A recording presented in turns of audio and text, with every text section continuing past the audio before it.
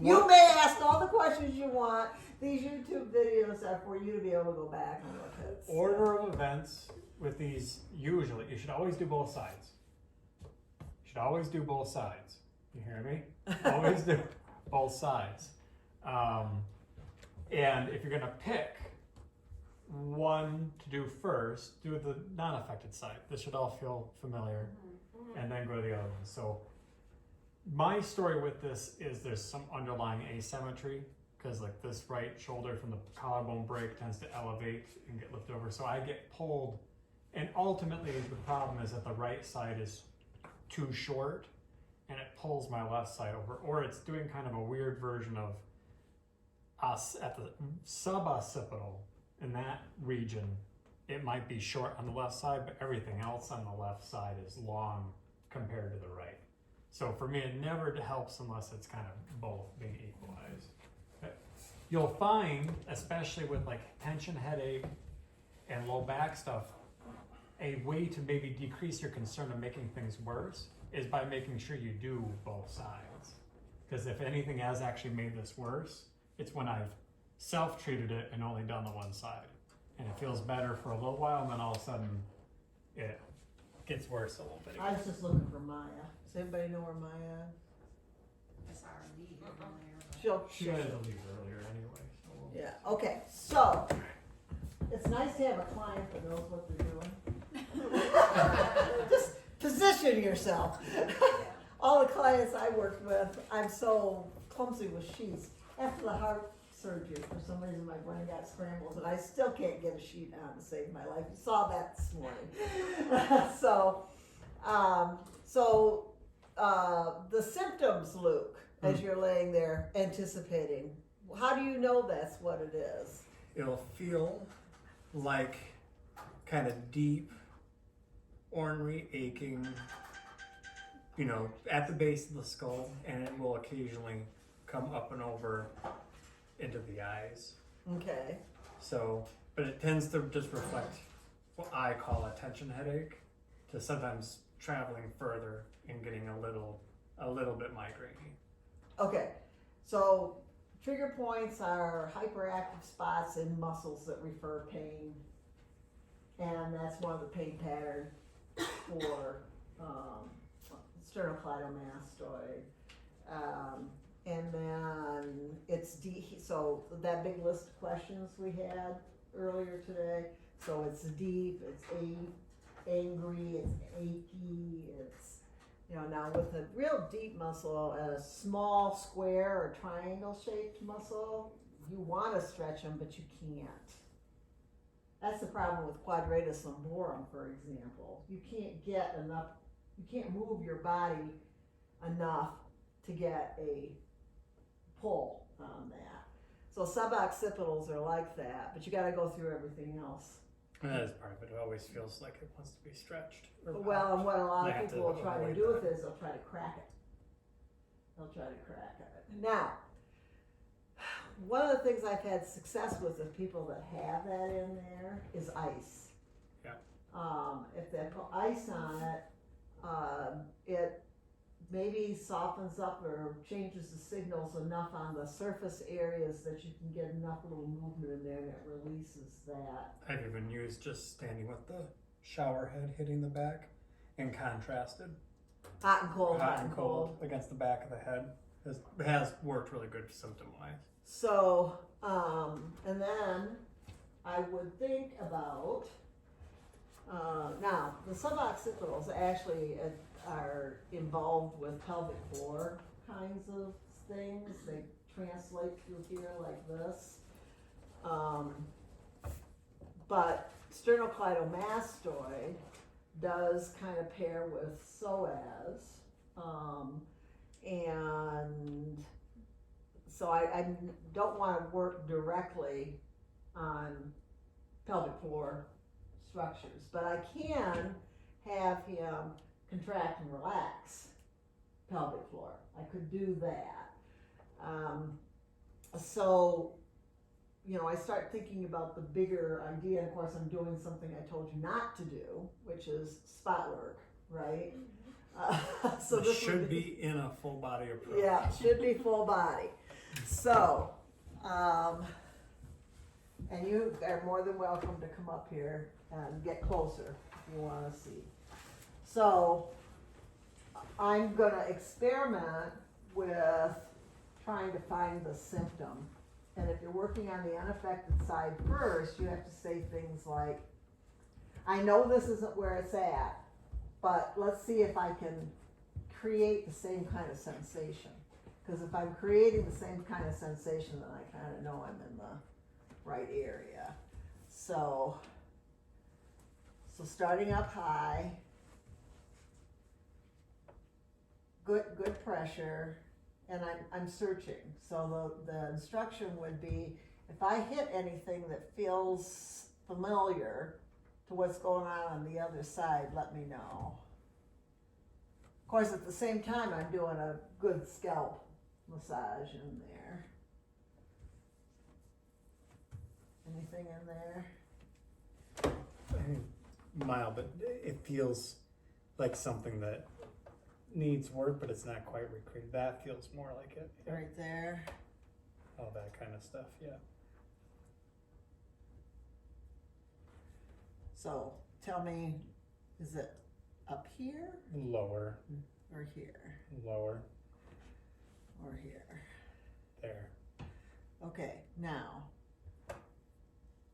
that's more sternocleidomastoid in there. Does that go into your head at all? That one does a little bit, yep. Comes into the Right there. temples, yep. So you want to work from surface to deep. So I got him really pinned. It's going to be hard for him to roll his head. This would be one of the ones where I would bring the eyes into it. All right. Is that it?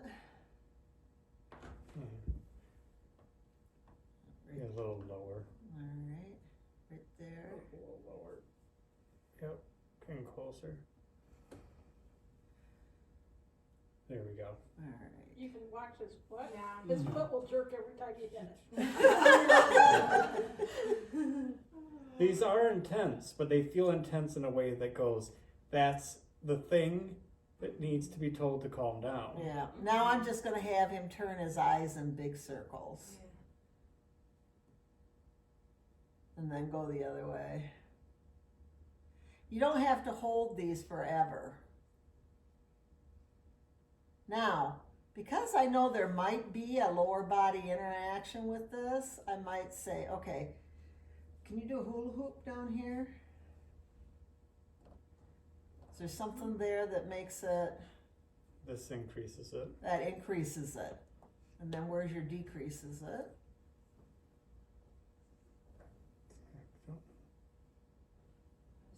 There. Yeah. Yeah. So we're getting that lower body interface into that. So then we can do something like positional release, which is a form of muscle energy technique. So I can say, here's the pressure. I can come off it, give it a little something, come back in, find it again. Is that it? Still a little lower, more. Yeah, there we go. Okay. Yeah, Okay. Try moving, you know, do the hula hoop again. See if you can find a spot where it's less. Right there. Okay, hold that. And then where it's more.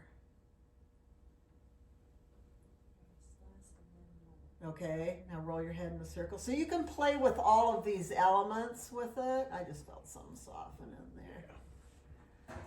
All right. So that was surface. It was sternocleidomastoid, upper trapezius, a few of the Splenus, maybe. maybe a little of those attachments. I was up far enough so I was on the occipital muscles back here. And I started to bring in concepts of the upper body versus lower body with that. So now I'm gonna cut his head off. All right, so that was a 45-degree angle. That's easy for me to do. The 90 is harder because I can't lean. I've got to use a little bit more body weight. I got to be on top of it. So make sure that you've got them close to you. And so here's the tip of his jaw. And right there, I want to come straight down on that, head forward. And I sharpen up and use the bonier part of my arm right in here. Okay, now.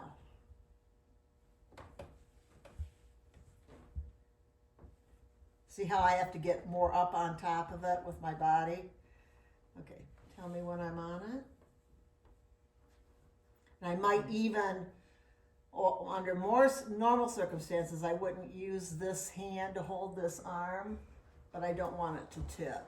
So, It might feel like it actually is more posterior though. right there. So tipping, yes, yep. Okay, now how do you know that? That is truly recreating it. That is recreating it. Yeah. Okay, so move your eyes around in a circle.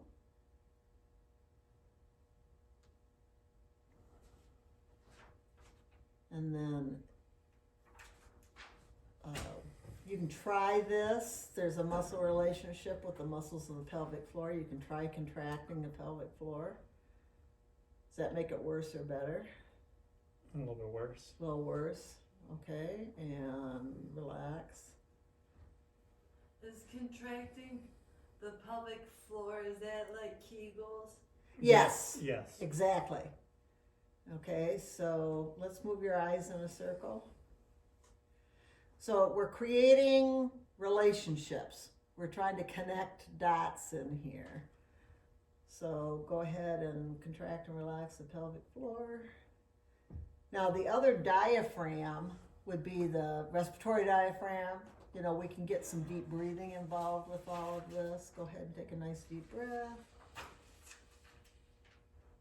So what are you on? The temporalis? What are you on? I am on, Okay, you're not on temporalis. I'm right here.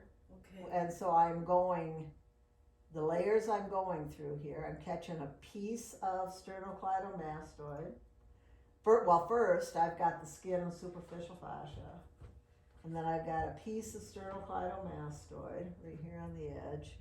And then I've got the splenius capitis and cervicis that come in at an angle, and I got upper trapezius. So upper trapezius, splenius capitis, and cervicis. That model over there has the suboccipital.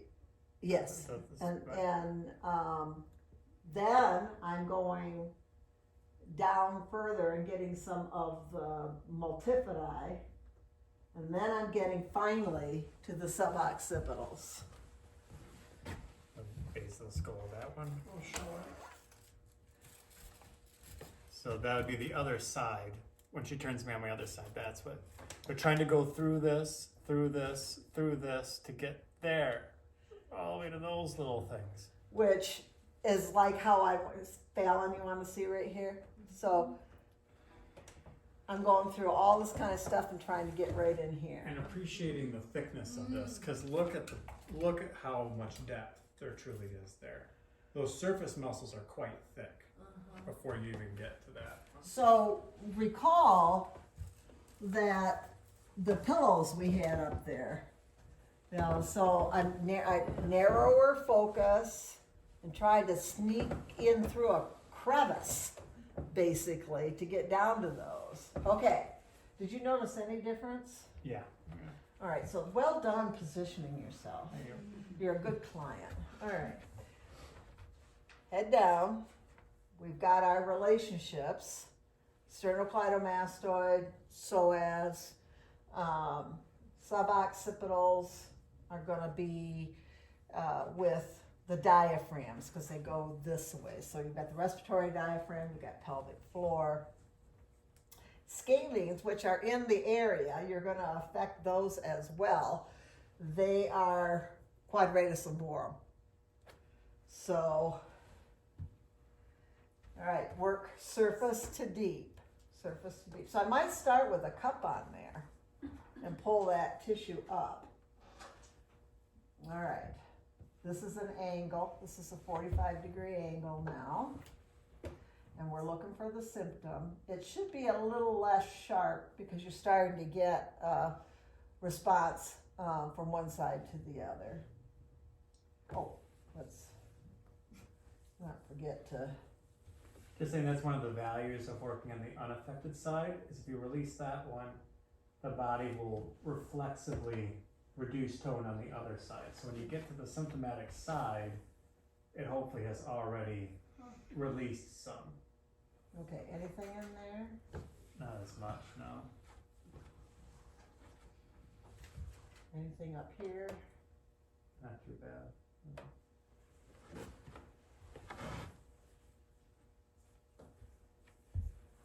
I'm a big fan of making sure the scalp moves. So. Good job, Fallon. All right, I'm using this part of my hand to kind of cup around where the sternocleidomastoid is at, or I can come in this way. All right, tell me when I'm on the right side. A little bit lower, yeah. Oh, yeah, a bit more pressure. I think we're in the right area. Yeah, that's something. Is that recreating the That symptom? goes right into my eye. Okay. There, we recreated the symptom. So what were the movements we had? Eye movements. Eye movements and hula hoops. Pelvic floor. Yeah. And now you don't have to do these. You can just use inhibitory pressure, but it Yeah, makes I it. promise giving them at least a distraction is nice. So some kind, the eye movements at the very least. All right, I'm just letting up. You know, I was enough on there.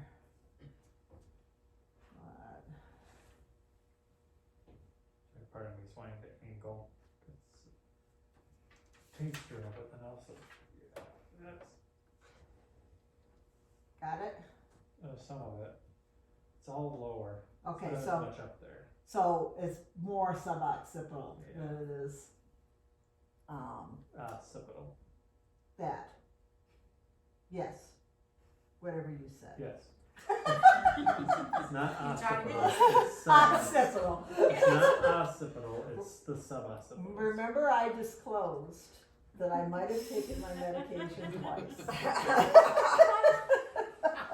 It's also nice when the client tells you. Yeah. If All they right, get now right. I'm gonna be right here.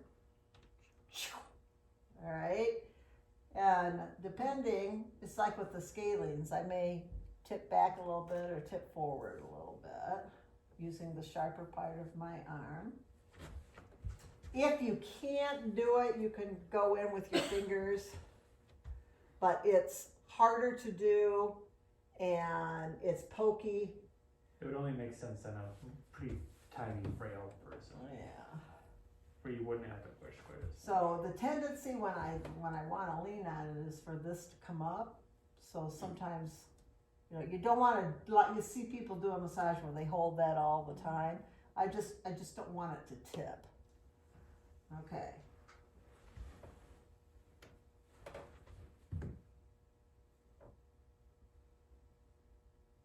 Okay, I got it. That's one part, yeah. Is that more it? Yeah, that's more it. All three are going. The foot's going. Both of Yeah. them. Okay, so let's do. Once you get a client trained to this, they'll just automatically start doing stuff. I'm rolling my eyes, doing very tiny, and I mean as small as I can make them, head movements.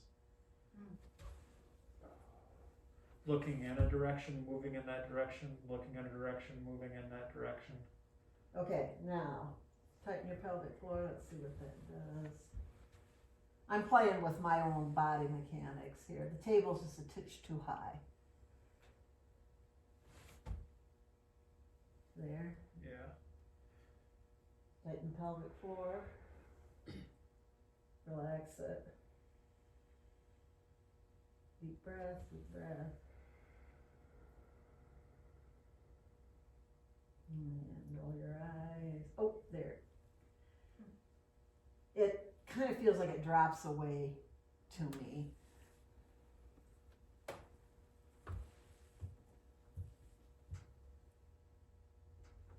Is that part of it? Yeah. Okay, so you see how I sharpened that edge on that? So I don't think that's suboccipitals. I think that's one of the spleenus. That does seem like, yeah, that does feel truly Okay, more. so that's an extensor is what it is. So can you tip your chin and then back? Is that it? I'll move into position. And I'll get into a general area. He just did it. I'll get into a general area and I say, now you move until I'm right into the right spot.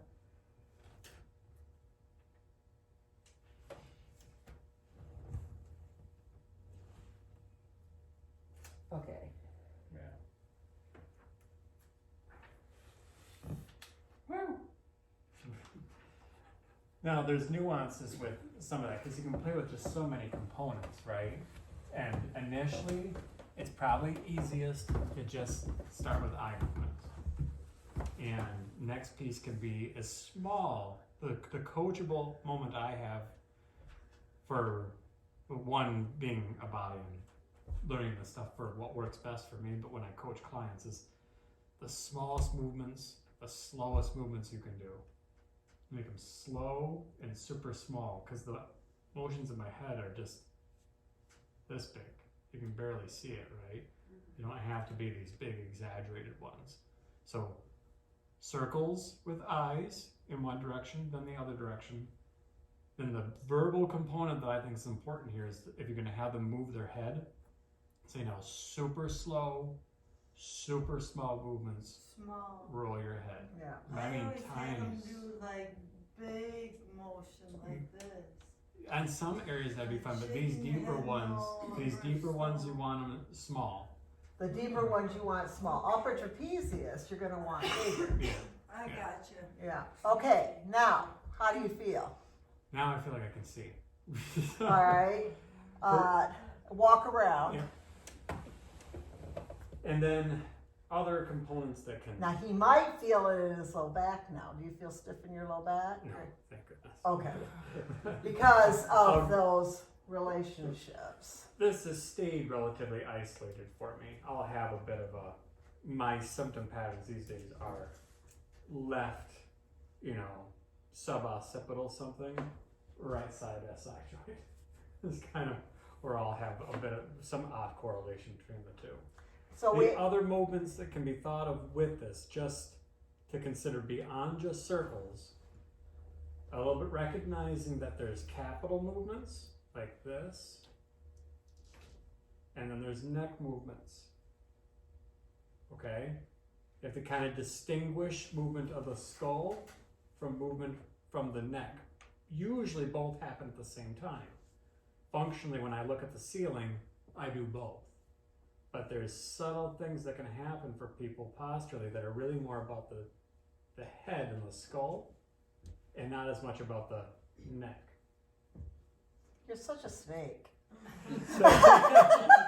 So with this, one option can be, especially if their pattern is protracted forward, to teach them to tuck their chin in.